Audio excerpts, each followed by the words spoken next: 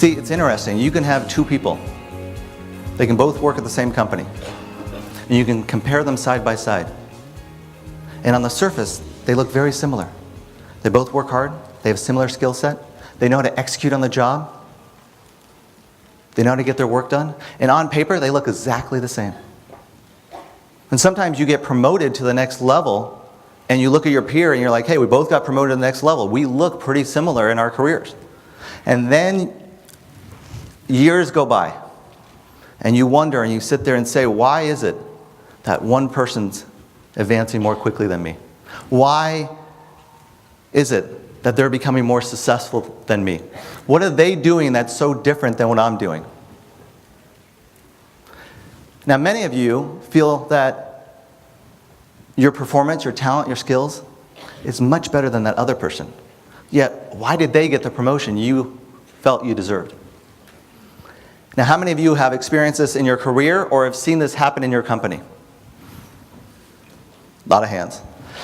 Not fair, not nice. We don't like it. We want to be on an equal playing field. That's an important piece. For 20 years, I've looked at this question. I've done a tremendous amount of research trying to understand at the truth of it, what makes one person more successful than another? What is it that they're doing so differently? And what I've found, and it's interesting because when I look at the research and I see all the different people that I've worked with, all the different clients and the research I've done, it's been a very diverse group. It's been people from different cultures, background, upbringings, different demographics, different titles and positions, and male, female, and across the board, with that diverse of a group, they did two things better than anyone else.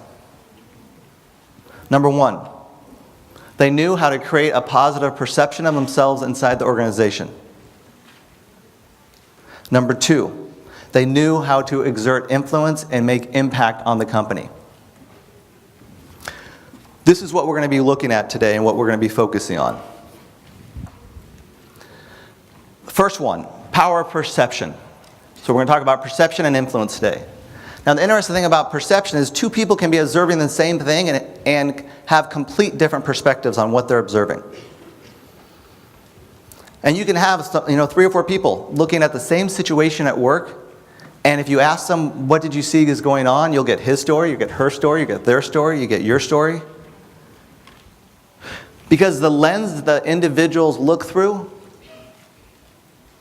is based on their culture, their background, their experiences.